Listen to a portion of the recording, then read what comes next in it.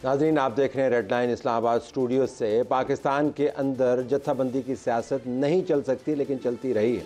आज मामला सिर्फ फैज़ाबाद धरने के केस की वर्डिक्ट की इम्प्लीमेंटेशन का ही नहीं है, बल्कि उस रवैये का भी है जिसका आप एक अक्स देख सकते हैं उन वीडियोज़ में जो जारी हुई, जिसमें एक पार्टी के नुमाइंदे ने दूसरी पार्टी के नुमाइंदे के ऊपर बाकायदा हमला कर दिया एक टॉक शो के अंदर। तो इनफरादी मामला हो या इज्तमाही मामला हो, जत्थाबंदी अब पाकिस्तान की सियासी कल्चर का एक हिस्सा बन गया। इसके ऊपर हम बात करेंगे और हमारे पास जो शुरुकाए गुफ्तगू हैं उनका तारुफ पहले करवा देते हैं हम आपसे। अबसार आलम साहर, मतीउल्लाह जान, दो जैयद सहाफ़ी हमारे पास स्टूडियोज़ में मौजूद है, आपका बहुत शुक्रिया।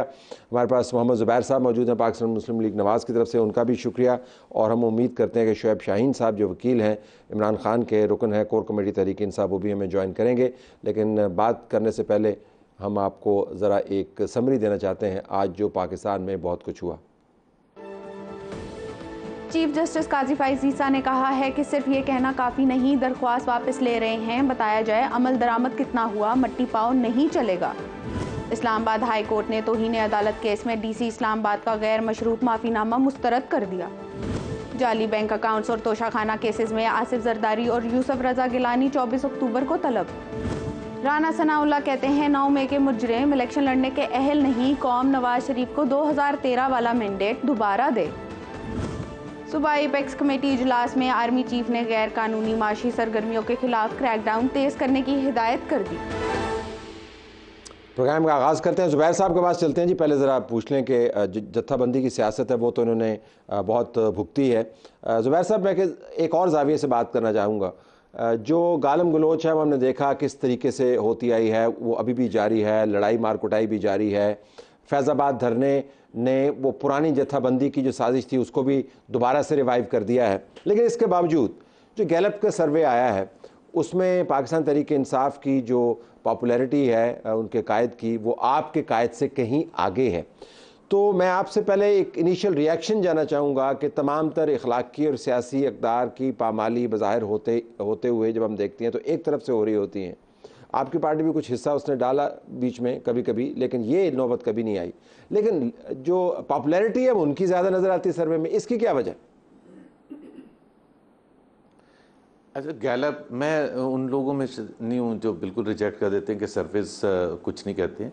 जब हमारे फेवर में आते हैं तो जाहिर है हम उसकी तारीफ़ें करते हैं। Gallup is a credible name, but I think ये वाला पर्टिकुलर सर्वे किस वजह से, मैं वो इमरान और मियाँ नवाज शरीफ पर तो बाद में आऊँगा। मतलब कोई कह सकता है कि जी परवेज़ लाई की जो अप्रूवल रेटिंग है वो मियाँ नवाज शरीफ से ज़्यादा है, या 37 या 38% है, शाह महमूद कुरैशी की 38% है, या रिजवी साहब की मेरा ख्याल है सेकंड है after according to this survey. तो और बिलावल उसमें कहीं फिगर ही नहीं हो, फिगर उनका है ही नहीं कुछ। तो अजीब से कैसे मतलब ये मुमकिन है कि बिलावल की कोई अप्रूवल रेटिंग ही नहीं है। आफ्टर ऑल मतलब मैं तो खुद सिंध में रहता हूँ, पीपल्स पार्टी सबसे ज़्यादा बड़ी जमात है, और एटलीस्ट अभी रिसेंट लोकल गवर्नमेंट इलेक्शंस में जो भी कह लें आप, धांधली भी उसका फैक्टर भी इंक्लूड करते हैं। Local government elections interior Sindh में होते थे स्वेप्ट, तो उसमें कितनी दूसरे आप कंसर्न शो कर सकते हैं। सो प्रिसाइसली फॉर दैट रीज़न कि मुझे तो इसकी क्रेडिबिलिटी पर बहुत सीरियस क्वेश्चन मार्क है। ज़रा क्वेश्चन मार्क तो है, लेकिन सर्वे तो है, हम इसको बेसलाइन के तौर पर यूज़ कर सकते हैं। रिजवी साहब का जिक्र हुआ, धरने में उनका किरदार है। इमरान खान का जिक्र हुआ, धरने में उनका किरदार है। अदालत कह रही है रियासत के ऊपर हमला था, केस दोबारा से रिव्यू पिटीशन के अंदर है। लेकिन सर्वेस कुछ और ट्रेंड बता रहे हैं। Your take? जत्थाबंदी की सियासत का आपने जिक्र किया। जत्थाबंदी की सियासत के साथ एक जो बहुत ख़तरनाक काम हुआ इस मुल्क के साथ, वो ये था कि उसमें मज़हब का इस्तेमाल किया गया। और ये जत्थाबंदी की सियासत का आगाज़ हुआ 2012 से, जब ताहिर उल कादरी को कनाडा से इंपोर्ट किया गया और उनके ज़रिए यहाँ पे एक रिहर्सल धरना करवाया गया। इसलिए कि जो प्लानर्स थे उन्होंने ऑलरेडी ये डिसाइड किया हुआ था कि पार्लियामेंट ये तो 5 साल पूरे कर गई है, 2 वज़ीर-ए-आज़म, एक वज़ीर-ए-आज़म की कुर्बानी उस पार्लियामेंट को भी देनी पड़ी कि अगले जो 5 साल जो भी हुकूमत आएगी हम उसको चलने नहीं देंगे। और उन्होंने कामयाबी से ये काम किया। 2014 में धरना हुआ, फिर उसके बाद लॉन्ग मार्च हुआ। 2017 तक इस मुल्क में हाइब्रिड निज़ाम नहीं था, या इस हद तक नहीं था। 2017 से लेकर आज तक 6 साल और 4 महीने हो गए हैं। आप देख लें इस हाइब्रिड निज़ाम में और इस जत्थाबंदी के ज़रिए इस मुल्क की हालत क्या हो गई है। और इसमें जो मीडिया का इस्तेमाल किया गया ना, उसने लोगों के जहनों में वो जो मज़हब, देखिए मज़हब जो ऐसा एक चीज़ है, ऐसा हथियार है जिसका सबसे बुरा इस्तेमाल मज़हब का हो सकता है, और वो किया गया, और वो धरनों और जत्थों के साथ किया गया, ख़त्म नबूवत का मसला बना के किया गया।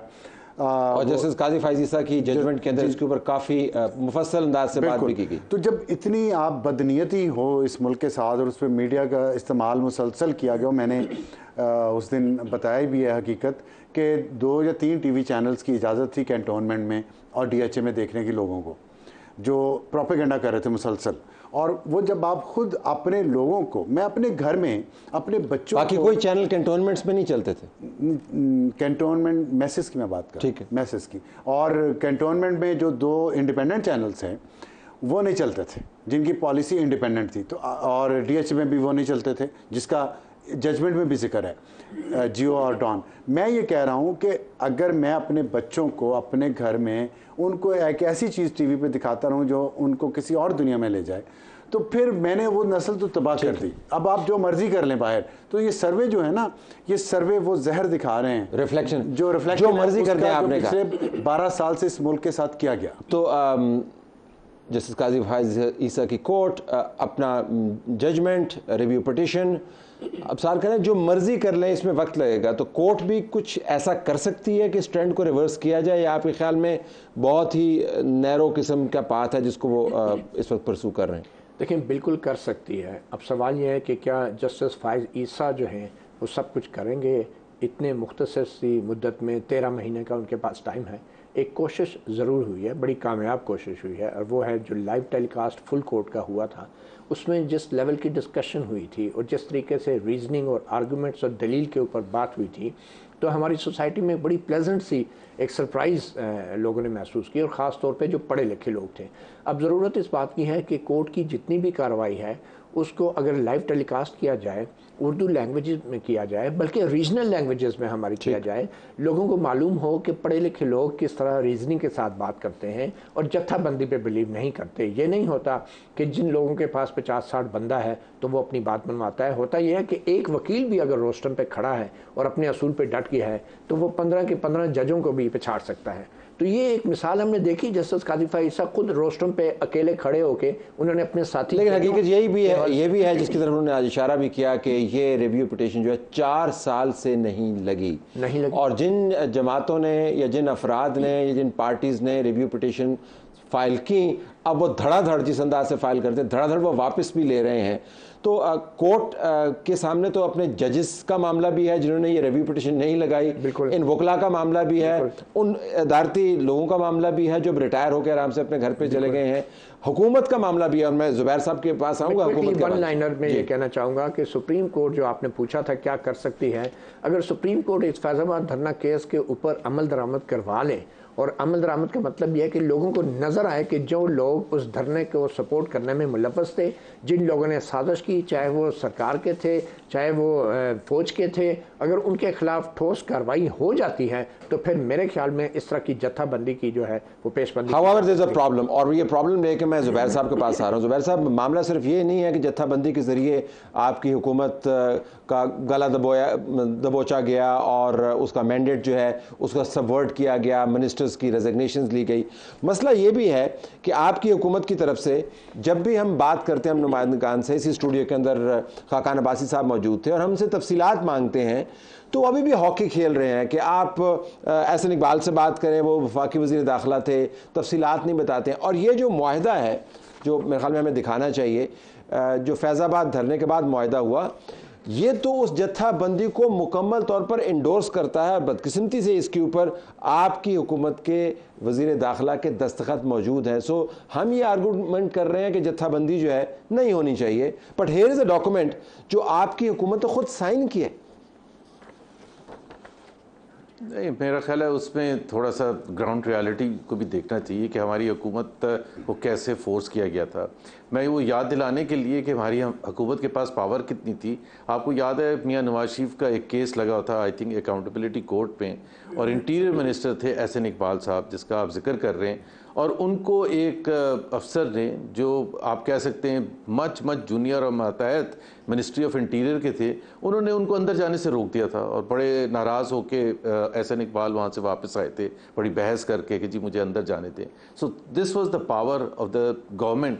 2017 जुलाई 28 को जब डिस्क्वालिफिकेशन हुई है मियां नवाज शरीफ की, power really had slipped out of our hand. और हमने ये बहुत दफ़ा डिस्कस किया था इंटरनली कि क्या हमें डिसॉल्व करके इलेक्शन में जाना चाहिए या नहीं जाना चाहिए, बिकॉज इट मीन्स नथिंग कि अभी हम जो बैठे हुए हैं ज़बरदस्ती 1 साल अभी रहता है इलेक्शन में।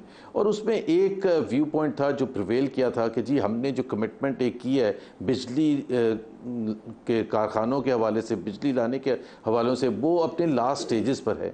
आई थिंक उसकी वजह से वो एक सेंस प्रिवेल किया। बसत एहतराम जो कि माजी की बात कर रहे हैं, जो पहली मुआहदे की शिक है वो बड़ी दिलचस्प है, हम आपके सामने पढ़ना चाहेंगे, नाजरीन के लिए भी पढ़ना चाहेंगे।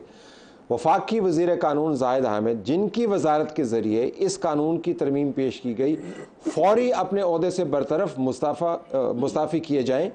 तहरीक लब्बैक इनके ख़िलाफ़ किसी किस्म का कोई फतवा जारी नहीं करेगी। मतलब अगर कैपिचुलेशन है तो उसका मेरे ख्याल में इससे ज़्यादा कोई और रिफ्लेक्शन नहीं हो सकता। तो कोर्ट ऐसे मामले में क्या करे जब हुकूमतें खुद अपना मैंडेट जो है वो जत्थे वालों के हवाले करते हैं कि फतवे के डर से आप खामोश होकर बैठ जाते हैं? अच्छा, सिर्फ जत्थे वालों के, आई थिंक वो पूरे पीरियड जो 2013 से 18 था उसमें ज़ाहिर है ज़ाहिद हामिद ने सिर्फ रिज़ाइन नहीं किया था। आपको पता है डॉन लीग्स के केस में फ़ातमी साहब को रिज़ाइन देना पड़ा था, परवेज़ रशीद साहब को रिज़ाइन देना पड़ा था, एक ग्रेड 22 के ब्यूरोक्रेट को रिज़ाइन देना पड़ा था। मुशाहिदुल्लाह साहब मरहूम अल्लाह जन्नत नसीब करे, उन्होंने एक इंटरव्यू दे दिया था BBC को। सो वो आप ये सारा जो माहौल था ना, इसमें तो मैं हैरान इस चीज़ पर होता हूँ कि इस सब के बावजूद जो 2014 से शुरू हुआ था माहौल दबाव का और सख्त एहतसाब हमें बिल्कुल घेर लिया गया था, हमने फिर भी इतनी चीज़ें डिलीवर कर दी थी। ये एक बिल्कुल मिरेकल से कम बात नहीं है कि we were able to deliver on the economic front so much. अगर वो सब ना होता तो फिर हमारे लिए कितना आसान होता था। हर वजीर के ऊपर इतना प्रेशर था कि जी आपने कितनी हद तक स्टेटमेंट देनी है, कितनी हद तक नहीं देनी है। और बहुत से लोगों जिन्होंने रिज़ाइन नहीं किया था वो उनको बहुत अताब में लाया गया था, शिकायतें लगाते थे कि जी इन्होंने ये मिस्टर एक्स ने ये बोल दिया, मिस्टर वाई ने ये बोल दिया, मुसद्दिक मलिक ने ये कह दिया कल के टॉक शो में and so on. So I think वो उससे तो कुछ सीखना तो कुछ चाहिए कि आइंदा अगर हमारी हुकूमत आती है, इंशाल्लाह आएगी, कि कैसे को एग्जिस्ट किया जा सकता है। आपने को एग्जिस्ट किसके साथ करना है? आपने को एग्जिस्टेंस का ही तो सारा रौला ही है, जत्थों के साथ। ये को एग्जिस्टेंस का तो coexist as per the constitution of Pakistan, as per the constitution of Pakistan. No, civilian supremacy का एक क्लियर मैंडेट। ये जो मुआहदा है, ये अगर रिव्यू पिटीशन के केस के हवाले से सामने आया तो उसकी छठी शिक जो है वो बड़ी दिलचस्प है, वो हमें पढ़नी चाहिए, जिसके अंदर लिखा गया है ये तमाम मुआहदा chief of army staff general Qamar Javed Bajwa साहब और उनकी नुमाइंदा टीम की खुसूसी काविशों से तय पाया है, जिसके लिए हम उनके मशकूर हैं। उन्होंने कौम को एक बड़े सानहे से बचा लिया। और उसके बाद इलामा खादिम हुसैन रिजवी, पीर मोहम्मद अब्दुल कादरी, मोहम्मद वहीद नूर, सेक्रेटरी दाखिला अरशद मिर्ज़ा, वज़ीर दाखिला एहसन इकबाल और बावसातत मेजर जनरल फैज़ हमीद। बचा लिया पाकिस्तान की रियासत को, या डबो दिया? कोर्ट से डबो दिया, ये तो कहते बचा लिया और इसके ऊपर तो साइन है। देख लें आप कितना फ़र्क पड़ गया। ये मौजूदा क़यादत को ये सोचना चाहिए कि जुडिशरी क्या कह रही है, अवाम क्या कह रही है, और उनके चंद, ये मुआहदा क्या कह रहा है, उनके चंद रिटायर्ड मुलाजमीन क्या कह रहे हैं। तो ज़ाहिर है मैं जो हालात हैं इस वक्त, मैं तो फिर बार बार वही हालात की बात करूँगा। ये सब कुछ हुआ होता, हालात बेहतर हो जाते। इसकी वजह से ये जो एक ये सारा सिलसिला खड़ा किया गया पाकिस्तान में, ये जनरल पाशा के दौर से शुरू हुआ है। ये जनरल फैज़ ने तो इसको केटू की चोटी पे लेके गए हैं ना। तो इस दौरान ये क्या ये अपने लोग सिर्फ ये सोचें क्या उन्होंने ये तहमत है, तुर्रा इम्तियाज़? मैं सिर्फ ये जानना चाहूँगा ये क्या है? ये सोचें वो जो सोचना, जिनको सोचना चाहिए। लीगली ये justice Qazi Faez Isa, how would you look at this? आज एक सवाल किया चीफ जस्टिस काजी फायज़ ईसा ने अटॉर्नी जनरल से कि इस माहदे की क्या हैसियत है, क्या हुकूमत इस माहदे की अभी भी पासदारी कर रही है। अटॉर्नी जनरल ने इसका कोई वाज़ेह जवाब नहीं दिया और कहा कि कि इस हवाले से मैं रिटर्न में भी अपनी गुजारिशात करूंगा, बट डेफिनेटली उन्होंने एग्री किया था, उन्होंने इस हद तक एग्री उन्होंने किया था कहा है इस मायदे की आइन और कानून में इसकी गुंजाइश नहीं है। उन्होंने बाद में क्लैरिफाई भी किया।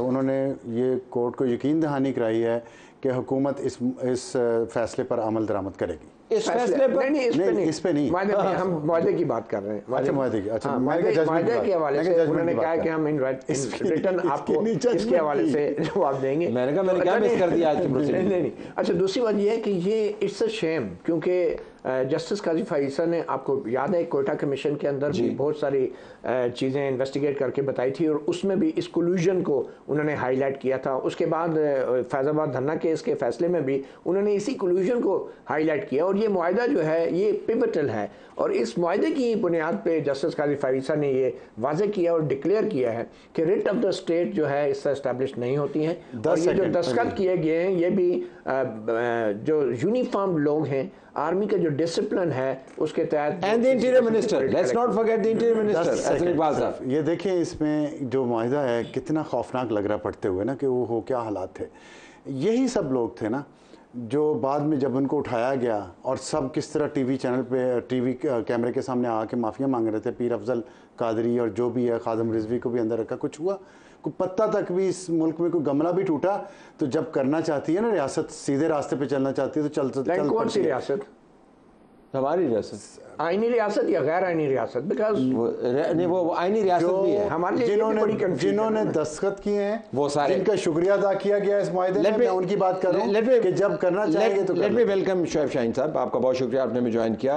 एक संजीदा सवाल मैं आपसे जानना चाह रहा हूँ कि आपके ऊपर आपके कोलीग ने, जिन्होंने कल एक प्रोग्राम के अंदर जो है मुक्काबाजी भी की, वो उन्होंने एक अजीबोगरीब किस्म का ट्वीट किया, आपके सामने ही होगा, उसके ऊपर आपकी पार्टी का जवाब भी आया। तो मैं ज़रा क्लैरिफाई करना चाहता हूँ कि आपकी पार्टी का स्टैंड वाज़े है कि that you legitimately represent the PTI legal team, that's the fact. अच्छा, अब आइए कि आप कोर्ट में आज मौजूद थे और जब चीफ जस्टिस ने आपसे पूछा कि तो, और आपने कहा हम आपकी दानिशमंदी से मुस्तफ़ीद होने के लिए आए हैं, तो और आपने ये भी फरमाया कि आप चाहते हैं कि उनका जो फैज़ाबाद धरने वाला इस जजमेंट की एग्जीक्यूशन जरा उसकी अमली सूरत बताइए, आपकी नज़र में क्या है, क्या एग्जीक्यूशन होनी चाहिए? देखिए, इसके दो हिस्से हैं जी। एक हिस्सा ये है कि जो स्पिरिट ऑफ द जजमेंट है कि तमाम इदारे अपने अपने हदूद में काम करें, और एक जजमेंट का इतलाक़ ये है कि लोगों को सज़ा मिलनी है। एक ये है कि जो आज वो बेआइनी और गैर आइनी हरकतें और गैर क़ानूनी हरकतें जो उस वक्त हुई या उसकी जो फाइंडिंग्स दी हैं कोर्ट ने कि ये होना चाहिए या नहीं होना चाहिए, मसलन कि आइनी हुकूक किसी सूरत लोगों के मुअत्तल नहीं हो सकते। आज आइनी हुकूक किस तरह मुअत्तल हैं? 15 दफ़ा ज़मानतें होती हैं। ख़वातीन का एक ज़मानत का हक़ है हमारे क़ानून का मुताबिक, उनको दोबारा उठा लिया। तो फैज़ाबाद का धरने की जजमेंट जो है वो आज के हालात के मुताबिक लागू करें। I am just trying to understand कि आप ये कौन सा लीगल आर्गुमेंट मैं आपको दो आर्गुमेंट्स बता रहा हूँ। हाँ जी। पहली बात तो यह है कि वो एक जजमेंट आ गई, वो गाइडिंग प्रिंसिपल्स आ गए, नहीं डायरेक्शंस है उसके अंदर, इन्वेस्टिगेशन की बात है, लोगों की तहकीकात की बात है, वही कह रहा हूँ ना, गाइडिंग प्रिंसिपल्स विद डायरेक्शंस आ गई। उसके ऊपर जिसने उस पर अमल दरामद नहीं किया या जिसने उसको वायलेट किया उनको सजा हो जजा हो, एक एस्पेक्ट है। आप इसके मुकम्मल तौर पर आपने हिमायत करता हूं। सही। दूसरा उसका एस्पेक्ट ये है कि उस फैसले और उन फाइंडिंग्स की वायलेशन आज जारी हो सारी है जिसके हम शिकार हो रहे हैं, जिसके ऊपर पीटीआई का वर्कर जो आज सिटीजन्स ऑफ पाकिस्तान उसी रियासती एजेंसियों के हाथों और उस पुलिस के जबर और जुल्म के हाथों, उस जजमेंट में पैट और पीटीआई के धरने का भी जिक्र है, और इनफैक्ट उनको तो उन्होंने बयान किया जैसे this was the mother of all dharnas, उससे तमाम जत्थाबंदी का माहौल बना। तो पाकिस्तान तहरीक इंसाफ ने जो पाकिस्तान अवामी तहरीक के साथ मिलकर धरना दिया, उसके जो कल्प्रेट हैं they should also be punished. ये इन्फोर्समेंट की बात कर रहा हूं। नहीं देखिए, दो अलग अलग बातें हैं। नहीं वो एक ही जजमेंट कैसे है? सुन लें, मैं वो ये फैज़ाबाद धरना का केस था ना, अगर उसकी बात आएगी तो फिर वो जाएगा ना, फैक्चुअल कंट्रोवर्सी है, उसको रिजॉल्व करें। कोई कंट्रोवर्सी नहीं, आपने एक स्टैंड लिया, मैं मुझे सवाल करने दे। आपने एक स्टैंड लिया कि जस्टिस काजी फायज़ ईसा का फैज़ाबाद का धरना जो है उसके ऊपर अमल दरामद होना चाहिए। उसके अंदर लिखा हुआ है कि 12 मई का वाक़या हो या वाक़या पहले धरना हो जिसके अंदर पाकिस्तान तहरीक इंसाफ एक हरावल दस्ता थी, उन सब के कल्प्रिट्स को पकड़ना और पनिश करना चाहिए। Do you agree with that? ये देखें, पहली बात तो यह है कि धरना देना और प्रोटेस्ट करना कोई जुर्म नहीं है। उसमें पैरामीटर्स बताए हैं, पैरामीटर्स हैं कि इन पैरामीटर्स के अंदर काम करना हो, जजमेंट ने तय कर दिया। और कहा कि ये तीनों चीजें जो थी 12 मई, पैट, पीटीआई ना, दो चीज, तीन फैजाबाद, इन्होंने वायलेट किया। चीजों को आप मिक्सअप कर रहे हैं। नहीं, मैं मिक्सअप नहीं कर रहा, मैं अर्ज करता हूँ ना, मैं जो वाजे करना चाहता हूँ, 12 मई वाला वाक़या वो है कि जो वहाँ कत्ल व गारत गरी हुई, और वो कत्ल व गारत गरी किसी के कहने पे हुई, और किस तरह हुई उसकी तफसीलात बहुत सारी आ चुकी हैं, और आप उसके खुद आई विटनेस हैं। आपका प्रोग्राम मैं उस वक्त टीवी पे बैठ के देख रहा था, वो आज में आप होते थे, मैं उस दिन से आपके वो सारी वो जो आप तफसीलात बता रहे थे, और जो कुछ हुआ वो आपके आंखों के सामने हुआ, हमने टीवी में देखा। दूसरी बात मुझे ये बताएं कि ये इसके ऊपर आज तक कोई प्रोसीडिंग्स हुई नहीं है। दूसरा, जो आपका धरने की बात है 2014 की, वो एक लॉफुल था या उसके अंदर किसी के एतराज़ात थे? That is not the subject matter of this Faizabad धरना केस। जजमेंट में लिखा हुआ है कि दैट वाज इलीगल।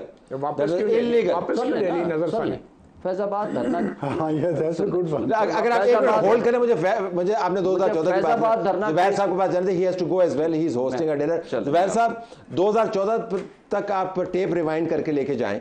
जजमेंट के अंदर वाज़ेह अंदाज से लिखा गया था कि ये तमाम कल्चर जो है 12 मई के बाद वो नेक्स्ट साइन पोस्ट जो था वो वाला धरना था। Your take on 2014।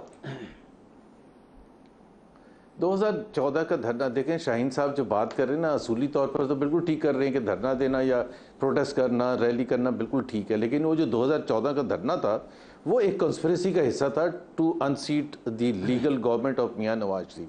उसमें इसलिए हमें कंसर्न नज़र आता है। उसके पीछे जो भी फोर्सेस थी वो सबको पता है, ज़हीरुल इस्लाम साहब लीड कर रहे थे और भी लोग थे। तो वो तो एक धरना इस वजह से नहीं था कि एक प्रोटेस्ट हो रहा है कि जी चलें जी कोई इकोनॉमिक इशू है या फॉरेन पॉलिसी इशू है, उस पर कोई कंसर्न है। उस पर तो एक चढ़ाई की गई थी एक लीगली इलेक्टेड गवर्नमेंट के ऊपर। बावजूद इसके कि उसके बाद सब्सिक्वेंटली जब वो एक कमीशन बना था, उसने ये फैसला भी सुनाया था, नासिरुल मुल्क साहब थे चीफ जस्टिस उस वक्त, कि जी एक्चुअली ट्रॉफी मियां नवाज शरीफ ने जीती थी और इमरान खान को कोई हक नहीं बनता था कि वो इस तरह से आके तहस नहस करे सारे प्रोसेस को। सो वो जो एक PMLN के ऊपर एक चढ़ाई की गई थी, PMLN को छोड़ दें, जिस तरह से एक इलेक्टेड हुकूमत पर चढ़ाई की गई थी। शुएब साहब की बात से मैं एक चीज़ ज़रूर कहता हूँ तलत, जहाँ हम पिछली चीज़ों को रिकॉल करते हैं तो हमें ये नहीं भूलना चाहिए कि अब हम क्या मिस्टेक वही तो नहीं कर रहे हैं। So that is extremely important because पीछे चीज़ें रिकॉल करने का, क्योंकि मैं एक पिछले साल शायद हुआ था जो तहरीक लब्बैक का एक हुआ था जब PTI की हुकूमत थी, उसमें भी स्टेट ने हाथ उठा दिए थे, सरेंडर कर दिया था, और वो भी फैसला जो था जनरल बाजवा के थ्रू हुआ था। उसमें एक्चुअली तहरीक लब्बैक ने, इफ़ आई रिकॉल करेक्टली, उन्होंने कहा था हम इंटीरियर मिनिस्टर के साथ नहीं करेंगे बातचीत। सो वो फॉरेन मिनिस्टर उस वक्त शाह महमूद कुरैशी थे, उनके साथ किया था। डैट वाज आफ्टर तहरीक लब्बैक ने पुलिस वालों को अरेस्ट करके उनको यरगमाल बना के उनके को 10 बंदों को बहुत मरतबा इन मोड़ों से गुजर चुके हैं, दोबारा घूम के उसी मोड़ पे आके खड़े होते हैं। अब ब्रेक पे जाते हैं। ज़ुबैर साहब, thank you very much for being with us, I know you have to go. Break के बाद बाकी तीनों मेहमान हमारे पास नाज़रीन मौजूद होंगे और इनसे ज़रा हम बात करेंगे कि कोर्ट्स के ज़रिए बहुत मरतबा उम्मीदें बहुत बना दी जाती हैं, लेकिन बाद में पता चलता है कि कुछ ज़्यादा नतीजा खेज साबित नहीं होती। क्या ये भी केस ऐसा ही होगा?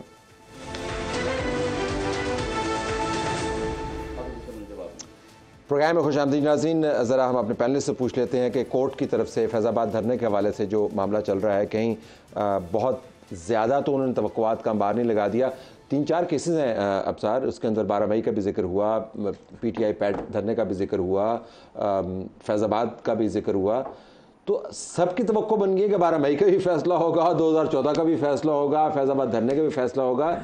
इतना क्यों नहीं होना चाहिए? नहीं होना चाहिए की बात नहीं, जो तवक्कुआत माजी में पंजाब में इंतखाब भी होना चाहिए था ना, ये बात सही तो है। नहीं हुआ ना। फिर ये मैं आपकी दिल जले आप हैं, और मुझे याद है आपने सबसे पहले जो वकला तहरीक थी, आप सबसे पहले गाड़ी में कैमरा लेके निकले थे उन दिनों में जब मीडिया पे बहुत पाबंदियाँ थी।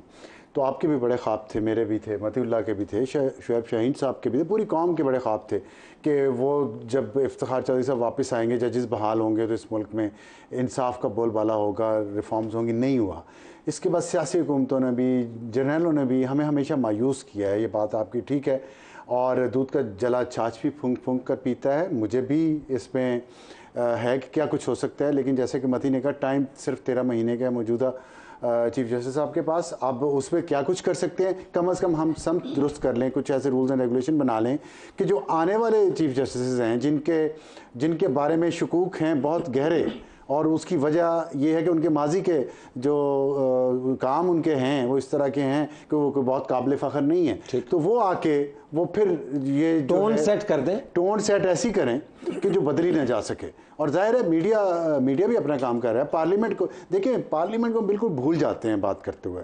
इतना बड़ा, वो सबसे बड़ा इदारा है, सबसे सॉवरन है, सबसे पावरफुल है, वो लॉ बनाता है। पार्लियामेंट का हाल क्या किया था? वही कह रहा हूँ ना कि आप पार्लियामेंटेरियन को भी चाहिए। अभी जुबैर साहब कह रहे थे ना कि आएंगे तो कोई एग्जिस्ट करेंगे, उन्हें के एग्जिस्ट करना सीखें और नो कहना सीखें। जब पावर में होते हैं कह देंगे नहीं करते, असूली नो, किसी असूली नो, किसी से लड़े नहीं। मैं ये नहीं कहता कि जत्थाबंदी कर लें या ग्रोहबंदी कर लें या धरना दे दें, लेकिन हुकूमत में रह के बहुत तहजीब के साथ, शाइस्ता तरीके के साथ आप रजिस्ट कर सकते हैं गैर आइनी और गैर कानूनी कामों को। ये जानते हुए कि हालिया माजी हमारा क्या रहा है, कोर्ट के फैसलों के हवाले से तवक्कुआत, फिर उसके बाद नताइज, ये केस आपको कहाँ पे जाता हुआ नजर आ रहा है? मैं फोरकास्ट नहीं चाह रहा, लेकिन एक अभी तक जो आज तक की प्रोसीडिंग्स हुई उसके हवाले से। मेरे ख्याल में इस केस के अंदर हमें कुछ एग्जाम्पल्स बनाने होंगे, चाहे वो अदलिया बनाए या इदारे खुद बनाए। जब तक एग्जाम्पल्स नहीं बनाए जाएंगे, अपनी गलतियों का एतराफ़ नहीं किया जाएगा, बरमला सरेआम। और यही बात आज चीफ जस्टिस काजी फायज़ ईसा ने भी की कि सच बोलें। सच जो है आपको ताकत देता है, वो आपको कमज़ोर नहीं करता। तो ट्रुथ एंड रिकन्सिलिएशन चीज़ की एक एक्सपेक्टेशन है काजी फायज़ ईसा की, और मेरी ये एक फीलिंग है कि जस्टिस काजी फायज़ ईसा जो हैं, अगर उनके सामने बहुत सारे हक़ायक़ ये मुख्तलिफ़ इदारे रख दें, बशमूल इसके कि कैसे नज़रसानी दायर की गई, किन हालात में दायर की गई और कौन ऑर्केस्ट्रा का मास्टर था, तो उस पर ये भी एक बहुत बड़ा एतराफ़ होगा और बहुत बड़ी कंसेशन होगी। अगर किसी को आप सज़ा नहीं दे सकते तो कम से कम सच बोलें। मगर ज़्यादा हम बात यह है तलत, जत्थेबाजी जो है वो कोई हमारे माशरे के अंदर से नहीं आई। जत्थेबाजी उस माशरे में आती है कि जहाँ लोग ये समझते हैं कि बंदूक के ज़ोर पे और डंडे के ज़ोर पे इक़्तिदार पे कब्ज़ा किया जा सकता है। वहाँ पे हर शख्स जो है वो फिर जत्थे बनाता है, वो अपने लसानी बुनियादों पे जत्थे बनाता है, मजहबी बुनियादों पे जत्थे बनाता है, वो सुबायत की बुनियाद पे जत्थे बनाता है। तो वो हर कोई ये समझता है। और ये अगर इस मुल्क में जनरल मुशर्रफ की जो अपीलें सुप्रीम कोर्ट में लगी हैं, जो भी जनरल मुशर्रफ के केस की, अगर उसका हतमी फैसला आ जाए और वंस एंड फॉर ऑल ये क्लियर हो जाए कि आर्मी का क्या रोल है और सिविलियन हुकूमतों का क्या रोल है, तो मेरे ख्याल में ये जत्थेबाजी ख़त्म हो जाएगी। जत्थेबाजी की जड़ जो है वो हमारे सोसाइटी नहीं है, कल्चर नहीं है, उसकी जड़ हमारी एस्टैब्लिशमेंट है। अगर लीगली शेफ साहब मैं आपसे पूछूं, तमाम रिव्यू पिटीशंस विड्रॉ हो जाए, तमाम के तमाम, तो फिर केस की क्या हैसियत होगी? देखिए, बेशक विड्रॉ कर लें, सुप्रीम कोर्ट के ऊपर हम उनके सामने डिस्क्रिप्शन तो है ना, ठीक, कि वो उनकी विड्रॉल की रीजंस मालूम करें। ठीक भाई, और उन्होंने आज पूछा भी है कि उस वक्त आप आए थे, कुछ और रीजंस लिख के लाए हो और आज रीजंस आपकी सारी खत्म हो गई हैं। तो आपकी पार्टी ने क्यों विड्रॉ कर ली? बस उनकी तो शायद ये रीज़न थी कि उस वक्त भी उन्होंने आज भी कहा, क्लैरिफाई किया, मुझे तो नहीं पता था, मैं I was not a council in that. लेकिन चूंकि आपने दानिशमंदी से मुस्तफीद हुए ना, तो हमें मुस्तफीद करें। मैं उसी को आ रहा हूँ। मुझे जो अली ज़फ़र साहब ने कहा और जो जजमेंट में भी है, उन्होंने कहा जी हमारे जो ISI की रिपोर्ट है उसके अंदर PTI के उलमा विंग के बारे में कुछ लिखा हुआ है। Just for that clarification and expansion of those remarks, अगर अगेंस्ट हमारे हैं PTI उलमा, वो लिखा ये हुआ है कि उन्होंने सपोर्ट किया था इस धरने को जी, वो उसको वो जो लिखा हुआ है, तो वो उन्होंने कहा हम उस हद तक आए हैं, we have not come for review of the main judgement.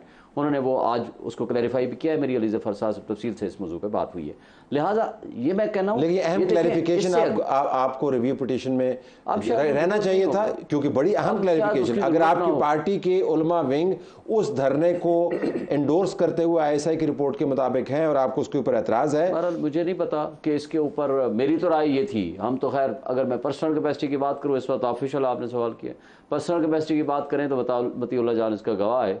मैं, हमारा हामिद खान का ग्रुप है, हमने थ्रू आउट इस रेफरेंस की भी मुखालफत की, उस फैज़ाबाद धरने की, उस जजमेंट की भी हिमायत की, उस ज़माने में भी। हमारा तो ख्याल था कि आपका इमरान खान ग्रुप है। अब नहीं, हमारा इमरान खान ग्रुप है।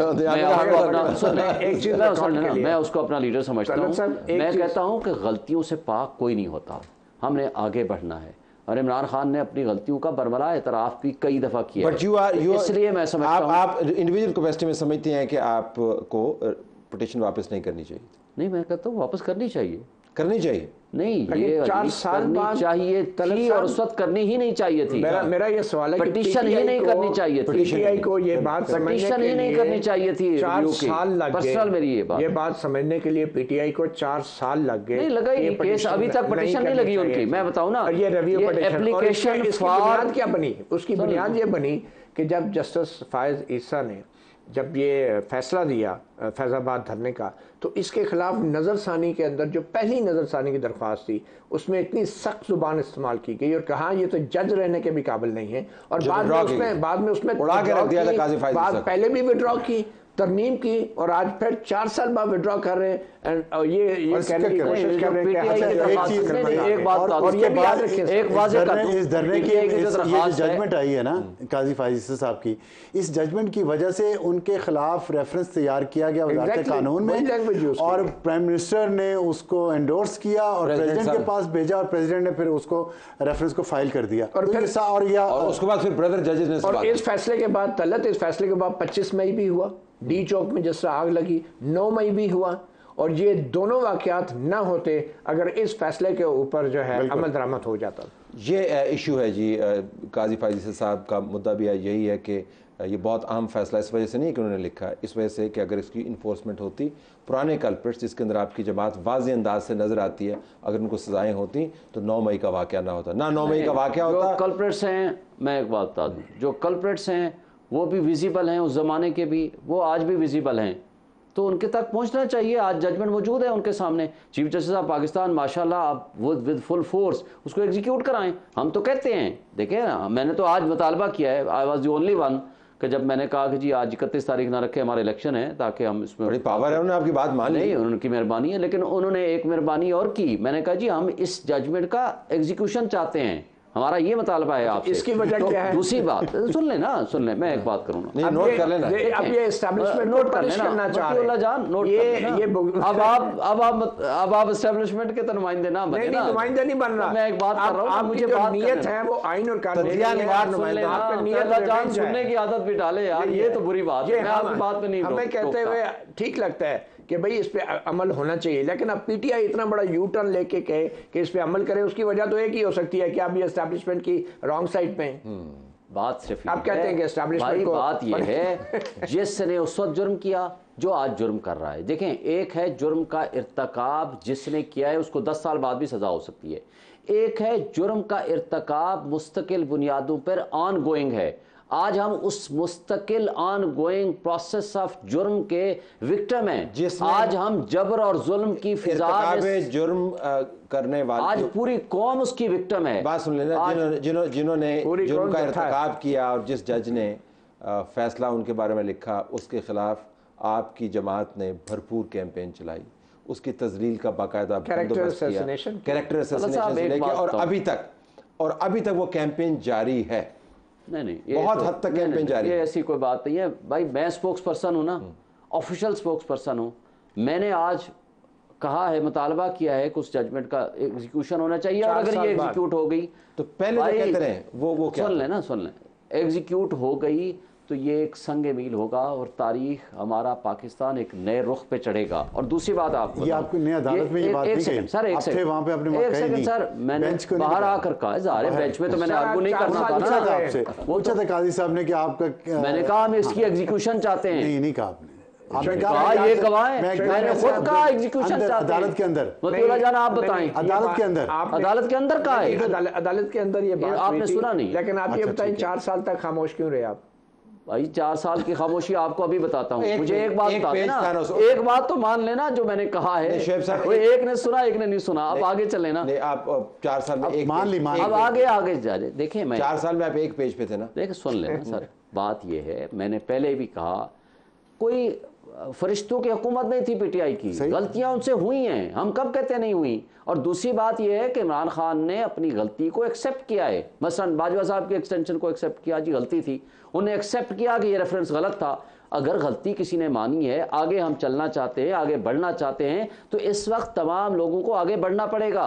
क्या हम इस मुल्क को जो तबाही के दहाने पे पहुंचा चुके हैं, बल्कि गड़े में गाड़ चुके हैं, तो क्या हमने इस मुल्क को निकालना है, या हमने उसी तरह, उसी तसलसल के साथ, उसी जुल्म और जबर के साथ हमारे आगे चलना है? क्या हमने, इन्होंने बड़ी अच्छी बात की है कि हमें ये फैसला करना है कि हमने आगे बढ़ना है कि नहीं बढ़ना, और यही असल रास्ता है कि हम अब पिछली चीज़ें भूल के आगे बढ़ें। लेकिन कुछ मामला जैसे उनका घड़े में गिर चुके हैं, वो डिलिबरेटली कुछ लोगों ने किया, उनको कम से कम अगर आपने सज़ा नहीं देनी, कम से कम कौम के सामने कैमरे पे आके, जिस तरह डॉक्टर अब्दुल कदीर खान से माफ़ी मंगवाई थी, वो आके कौम से कम माफ़ी तो मांगे, तब माफ़ करें ना। हम माफ़ किए जा रहे हैं, शुएब साहब भी चाह रहे हैं, मैं भी चाह रहा हूँ, आप भी चाह रहे हैं, हम इनको माफ़ कर दें। भाई माफी मांगेंगे तो माफ करेंगे ना। तो माफी भी नहीं मांग रहे, तौबा भी नहीं कर रहे, तस्लीम कर रहे हैं, गलतियां तस्लीम कर रहे हैं, मगर अभी भी वो आर्मी चीफ से मुज़ाकरात करना चाहते हैं। मतिउल्लाह जान, तुम सियासी बातें हमेशा करते हो और गलत बात करते हो। देखिए मैं एक बात सुन ले ना, एक बात करता हूँ। बात यह है कि हम ये चाहते हैं आइन और क़ानून की बालादस्ती हो, और आइन और क़ानून के ताबे रह के तमाम स्टेक होल्डर्स अपने अपने सराउंडिंग्स में अपने आर्मी चीफ के साथ आप मुज़ाकरात की बात कर रहे हैं। हम ये कह रहे हैं स्टेक होल्डर्स वो तमाम जिसमें उन्होंने एक्सीड कर लिया है अपनी जुरिस्डिक्शन को, वापस अपनी जगह पे जाएं, अवाम को अपना फैसला करने दें। जो मैं बात करना चाहता था, अब सारा आलम साहब की बात के जवाब में मैं कहूँ, बांग्लादेश ने कब तरक्की की? जिस वक्त वहाँ के मार्शल लॉ एडमिनिस्ट्रेटर को और वहाँ के साबिक चीफ जस्टिस को सजाएं हुई। जब तक आप ये प्रेसिडेंट सेट नहीं करेंगे, बेशक आप सिंबॉलिक दें, तब तक आपका मुल्क तरक्की नहीं करेगा। आप लिख लें, ये रिकॉर्ड रखिएगा वीडियो जरा। मैंने तो कह दिया आपको, ये रिकॉर्डेड है, आपका प्रोग्राम आपके पास रिकॉर्डेड है। देखें, हम इस मुल्क और कौम का हिस्सा हैं, हम सब स्टेक होल्डर्स हैं, आप हैं, मैं हूँ, पार्टीज हैं। भाई ये मुल्क है तो हम सब हैं। 25 करोड़ आवाम जिस वक्त सिचुएशन है, आगे भी तो सोचना है ना। 9 मई भी जिन्होंने कराया, जो उसमें करते धरते हैं, जिसकी मजम्मत हम 100 दफा कर चुके हैं, खा वो कोई इंडिविजुअल कैपेसिटी में हो, खा वो कलेक्टिव सतह के तौर पर आइडेंटिफाई किया। But let me, it's easy for us to criticise PTI, we have to admit. लेकिन मैं दोबारा इस मायदे पे वापस जाऊंगा, पीएमएलएन की हुकूमत इससे अपने हाथ नहीं धो सकती। आपने कहा ना कि सबके एहतसाब होना चाहिए, इस पे उनके वजीर दाखिला के बाकायदा दस्तखत हैं, जो काबीना को रिप्रेजेंट करते हैं, जिसका प्राइम मिनिस्टर खाकान अब्बासी था, जो पीएमएलएन की हुकूमत थी। तो जब आप एहतसाब की बात करते हैं तो बात सिर्फ आप 2 बंदों तक नहीं होगी, तो बहुत फैलेगी। Should this happen this way या नहीं? नहीं, देखिए बात तो बिल्कुल, अगर आप कानूनी बात करते तो बिल्कुल ठीक है, और अखलाकी तौर पर भी ठीक है। मैंने पहले कहा है कि सियासी जमातें जब इक़्तिदार में जाती हैं तो उन्हें नो कहना आना चाहिए। लेकिन एक बात है कि एहसन इकबाल साहब ने ये मुआहिदा भी कर लिया, इसके बावजूद भी उन्हें बख्शा तो नहीं गया। उन पे कातलाना हमला हुआ, अल्लाह ने बचाया, तो मेरा ख्याल है वो सज़ा भुगत चुके हैं। लेकिन जो दूसरे जिस सिग्नेटरीज हैं उनके लिए क्या वो कम से कम कैमरे पे आके माफ़ी मांग लेंगे? कम से कम। खैर मैं तो कोई नहीं होता कहने वाला, सुप्रीम कोर्ट के डिसीजन मेरे ख्याल में अब जो कि वादा किया अटॉर्नी जनरल ने कि इस फैसले पे अमल दरामद होगा, कोई इंक्वायरी शुरू होगी, तो उसके अंदर ये जो भी यहाँ पे सिग्नेटरी हैं उनको कम से कम कुछ ना कुछ सजा। Correct me if I am wrong, मैं चाहूँगा शुएब साहब इसके ऊपर मेरी रहनुमाई करें। जो उसके अंदर डायरेक्शंस हैं वो हैं, तो आपको पता चलता है कि किस तरफ जा रही है, लेकिन बहुत ज़्यादा प्रिसाइज डायरेक्शंस नहीं है, स्पेसिफिक नहीं है। तो उसकी ज़रा तशरीहाती मामला होगा कि अगर आपने कह दिया कि डिफेंस वजारत दिफा के नीचे जो इदारे हैं उनको अपने अंदर इंक्वायरी करनी है, तो वो इंक्वायरी शुरू कर देंगे। मेरे ख्याल में जो आज काजी फायज ईसा साहब ने एक मौके पर बड़ी क्लियर बात की, ट्रुथ, अगर ट्रुथ आ गया तो फिर मेरे ख्याल में रिकन्सिलिएशन हो जाएगी, मगर अगर ट्रुथ कम्प्लीटली ना आया तो फिर जो है सुप्रीम कोर्ट को खुद कुछ फैसले करने पड़े। ज़रा जत्थाबंदी के ऊपर बिल्कुल आखिर में हम ज़रा वीडियो दिखाना चाहते हैं जो जावेद चौधरी के प्रोग्राम में हुआ। अनफॉर्चुनेटली हमें ऐसी वीडियो दिखानी पड़ रही है, लेकिन हमने एक पॉइंट रेज करना है towards the end of the programme. Shoaib साहब, व्हाट इज़ दिस? काबिल अफसोस है, नहीं होना चाहिए था। हम कितने हज़ारों प्रोग्राम किए हैं, आपके साथ किए हैं, मतिउल्लाह जान के साथ किए हैं, सख्त से सख्त बातें हम एक दूसरे के साथ करते हैं। ये काबिल अफसोस बात है जो मुआशरे में अदम बर्दाश्त हो जाती है। और ये इमरान खान के हाथ चूमने की ट्वीट करते हैं, पता है कि मैं हाथ चूमता हूं उनके। मैं अब इस पे क्या कहूं? देखिए, कहना चाहिए जब पार्टी के अंदर से सेन आवाजें नहीं आएंगी। कभी हमारे सामने कभी ऐसी बात उसने नहीं की, ट्वीट किया हुआ उन्होंने, क्या होगा साउंड मौजूद है, मैं जो बात करना चाह रहा हूँ ना, मुआशरे की बका बर्दाश्त के साथ है। मुआशरा जब अदम बर्दाश्त होता है, मुआशरे की तबाही उस दिन से शुरू हो जाती है। ये अदम बर्दाश्त के रवैये, ये अदम बर्दाश्त, अगर वकील अगर अदम बर्दाश्त करेगा, एक सेनेटर सहाफ़ी अगर वो अदम बर्दाश्त पे आ जाएगा तो फिर गुफ्तगू कौन सर करेगा? आप तर्जुमान ये बताएं, आपकी पार्टी ने क्या एक्शन लिया अभी तक? मेरे नॉलेज में नहीं है। आपकी बात के बाद अब शायद ये तो आज आई हैं वीडियोस वगैरह, मेरे नॉलेज में नहीं थी, मुझे कल पता चला था कि ये कुछ हुआ है। तो इसको क्या एक्शन क्या रिकमेंड करेंगे? दैट इज दी और इन्होंने आपके बारे में जो अल्फाज इस्तेमाल किए, हम ट्वीट में ऑफिशियली जवाब दे दिया है। मैं उसको एम्फसाइज नहीं कर रहा, मैं ये कह रहा हूँ कि आपके सामने एक बहुत बड़ी इलीगैलिटी हो रही है, एक इमोरलिटी हो रही है और वो डिस्प्ले पर है, और मतलब आपकी पार्टी उसके ऊपर जो बहुत प्रॉम्प्टली रिस्पॉन्ड करती है हर प्रेस रिलीज को, डजंट टेक मेरा ख्याल है उसको लेना चाहिए, उसको लेना चाहिए, क्योंकि देखें हम प्रेसिडेंट अगर सेट नहीं करेंगे तो हम लोगों को क्या फिर मिसाल पेश करेंगे? जो take on this kind of behaviour ये जो है अनएक्सेप्टेबल और काबिल मज़म्मत है। अफसोस होता है मुझे कि जिस तरह मैं देखें, मेरा एक पॉइंट ऑफ व्यू है और मैं समझता हूँ कि मीडिया को बहुत बुरे तरीके से इस्तेमाल किया गया पिछले 11-12 साल में इस मुल्क के लोगों के जहनों में, दिलों में नफ़रत भरने के लिए, हर एक के ख़िलाफ़ जो 9 मई को भी निकली है। और इलाज यही है कि जिन्होंने नफ़रत भरी है, प्लान तरीके से स्ट्रेटजाइज करके भरी है, ये नज़र आ रही है आपको आज टीवी स्क्रीन पे। अल्लाह बचाए इससे आगे ना कोई सिचुएशन ख़राब हो जाए, और ये पूरी कौम की नफ्सियात पे इसने बहुत बुरा असर किया है। उन लोगों को कटहरे में लाना चाहिए। आपको पता है कि वो लाला अफरीदी जो साबिक सदर सुप्रीम कोर्ट बार, एक वकील साहब भी थे, बार दुश्मनी थी उनकी नो डाउट, लेकिन बार रूम में बैठे हुए जाकर उनको बोले जसवंत से कि 2014 में जो कुछ हुआ उसका रद्द अमल 9 मई को आया, और ये मकाफात अमल है, और अगर इस चीज़ को अभी ना रोका गया तो ये चीज़ कंटिन्यू रहेगी। Okay, I have to leave it there. तमाम मेहमानों का बहुत शुक्रिया, इजाज़त चाहते हैं, अल्लाह हाफ़िज़।